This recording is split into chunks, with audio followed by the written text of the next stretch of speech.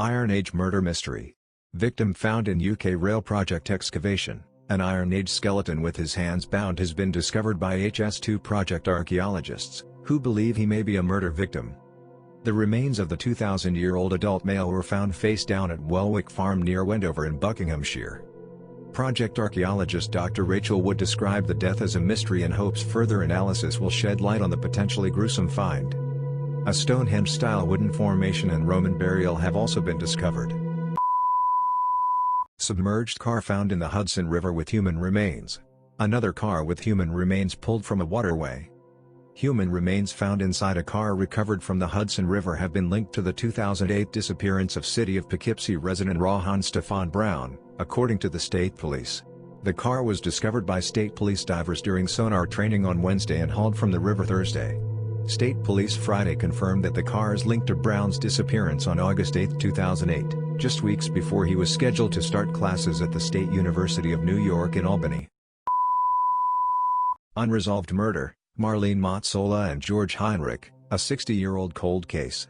George Heinrich, 58, and his girlfriend Marlene Motzola, 42, were murdered in Heinrich's home in Billings, Montana on September 21, 1980. They were last seen alive earlier that night at the Elks Club in Billings. According to witnesses, they left at 1:30 in the morning.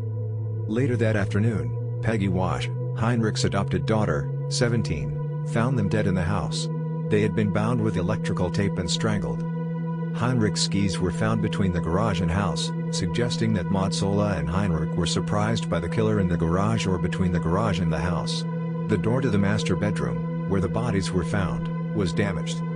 Missing from the house was a diamond ring, a Masonic ring, and a clock. According to Peggy Wash, $700 in cash left on her dresser was untouched. Both Motzola and Heinrich were divorcees. Heinrich worked as rancher and Motzola was an Avon saleswoman. Both were well liked in their community. Marlene Motzola was separated from her husband at the time of her death. He was a Butte resident, leading to a brief joint investigation between the Yellowstone County and Silver Bow County Police Departments. What caused the end of the joint investigation is not directly stated. A red pickup truck missing its tailgate was seen driving up the lane towards the house at around 2 a.m. Time is running out to solve these murders. A quote from the investigator, Sheriff Sergeant Dan Paris, "That's the trick, is finding the people that were involved in it at that time, witnesses or some of the other people. And with a case this old, a lot of those people aren't around anymore. There are some theories that take this outside of Montana." Jatinga bird suicides. Every year in Jatinga, India, thousands of birds seem to plunge willingly to their deaths. Scientists are still unsure what causes this strange occurrence. Every year without fail, after the monsoon season in a small village in northern India, by nightfall a strange phenomenon takes place. Thousands of birds, consisting of a variety of species, are seen to act very strangely. They exhibit unusual flight patterns and general disorientation. The birds then descend upon the village by way of dive bombing or, by some accounts, just dropping from the air. By daybreak, numerous dead birds litter the street of the small, rural village. In the 60s, a naturalist and ornithologist hear of the story and decide to investigate. They posited that the cause of the supposed bird suicides were to be blamed on disorientation at high altitudes and high-speed winds in the area, that was characteristic of the thick fog during this period of the year.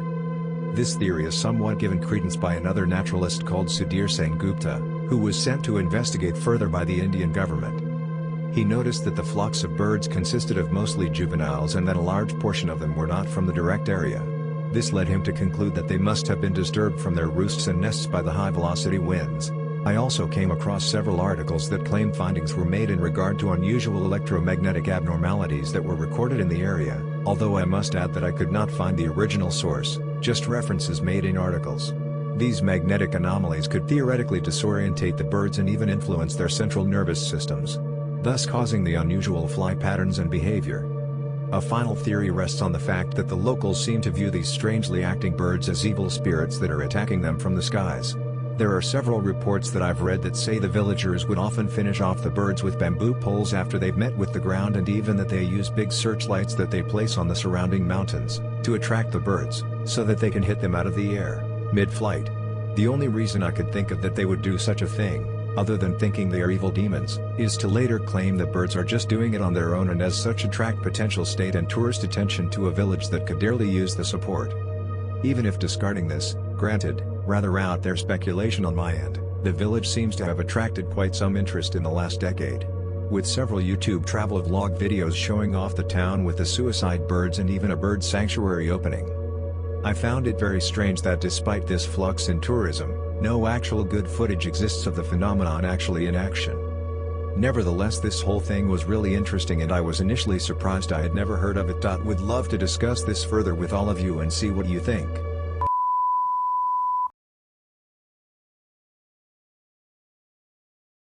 The case of Don Decker, otherwise known as the Rain Man.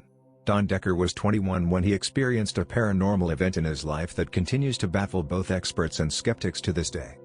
The first occurrence. Don had been granted furlough in February 1983 to attend his grandfather's funeral in Stroudsburg, Pennsylvania while he was serving time in prison for receipt of stolen property. He did not reveal until later in his life, but at the time he was feeling anger at how others were talking sadly of his grandfather's passing while he had despised him for the physical abuse he had endured at his hands since the age of 7. Having had enough of his family at the funeral and still angry, Don had gone to spend the night with his friends Bob and Jeannie Kiefer, who lived at the time on 528 Han Street. Decker said he had been washing up in their upstairs bathroom when he had a seizure and collapsed, experiencing a vision of a crowned man staring down at him before he seemed to recover. He noted a claw mark on his left wrist and was unable to explain it when asked by the Kiefers about it. As he sat in their living room later that night, he felt an odd chill creep over him and suddenly everyone noticed water beginning to drip down the walls. According to witnesses, Don fell into a trance-like state and didn't respond as water began to also drip from the ceiling. It continued to get worse as the Kiefers tried to figure out what was happening. They called their landlord and he came straight over. He was also as shocked as they were at the sight of the water coming out of seemingly nowhere and confirmed to them that no pipes ran through that part of the house, so couldn't be the source. As the Kiefers and their landlord continued to look for the source of the water, they hadn't yet realized Don was oddly silent and unmoving. They discovered the water was also coming out of the floor and traveling up the furniture, and it was at this point that the police were sent for. The police are called. The landlord's wife and 2 local police officers soon arrived. They were Officer John Boyan and Richard Wolbert. They were also stunned by the scene unfolding in the Kiefers' home and couldn't find a rational explanation. They noted the water traveling in unusual directions and patterns, as well as the fact the incident was contained to the living room. The rain had become so persistent now that a fine mist was forming in the room. Unable to do anything to help, the police officers left to file a report with their chief about the incident. The second occurrence. After the police had left, the rain persisted for almost 24 hours, at which point the Kiefers and Don went across the street to a local diner to get out of the house while their landlord examined the damage done by the water. The landlord later noted that the phenomenon had stopped immediately after Don left the house, but didn't realize the significance of this at the time. The diner was owned by Pam Scrifano. She had come over to the Kiefers' home a few hours before and witnessed the indoor rain herself before suggesting they stop by her diner to get away from it. She hadn't spoken to them of it yet, but she had been convinced that the water was due to some sort of paranormal activity and that Don may have been responsible. Suddenly, while they were sitting talking at a table, Don again became trance-like and water started to fall from the ceiling of the diner. Pam placed a crucifix she wore around her neck against Don's skin, and he seemed to come out of the trance yelling that it had burned him. The Kiefers were disturbed and left with Don to return home. The staff at the diner said the rain stopped as soon as they had left. Possession. Once back home, the landlord and his wife angrily confronted Don about somehow having a hand to play in the events that had unfolded over the last day.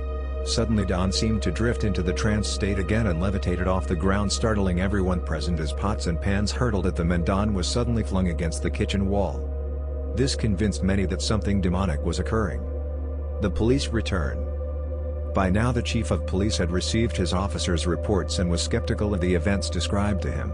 He insisted on going to the property himself, and once he had searched the house and taken the statements of everyone there, he told his officers it was a plumbing issue and not to return to the residence again as it was not a police issue. Despite their chief's orders, 3 officers visited the home the following day.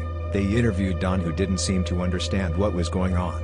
One officer gave him a crucifix to hold after the Kiefers recounted what happened in the diner.